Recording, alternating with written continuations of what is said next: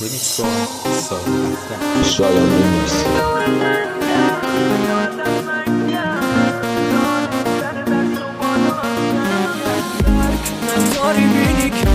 اگه رو آدان برگردی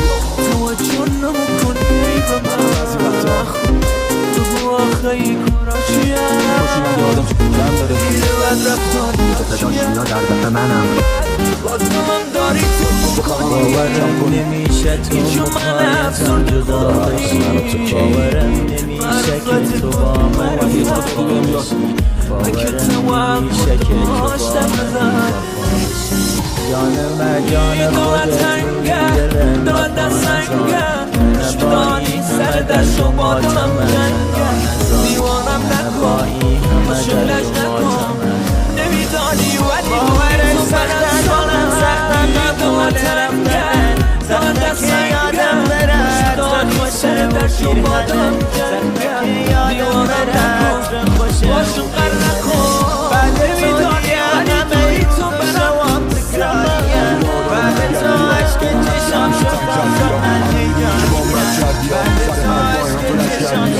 ولی من بری خوبه تو میخوام ولی وقتم میخورم اون تن تو میخوام آره خوبه تو میگم ولی بده تو میخوام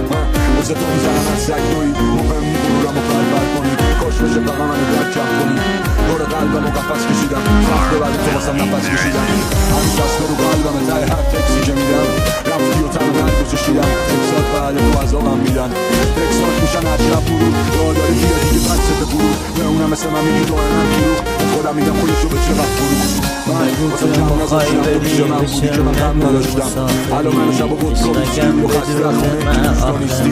بیا پیشمشی با هم بزنیم اصلا قرارمون این نبود به هم بزنیم اما الان ساعد منم رفیقام فقط همین کاغذ و قلم حرفی هم اگه باشه خیلی میزنم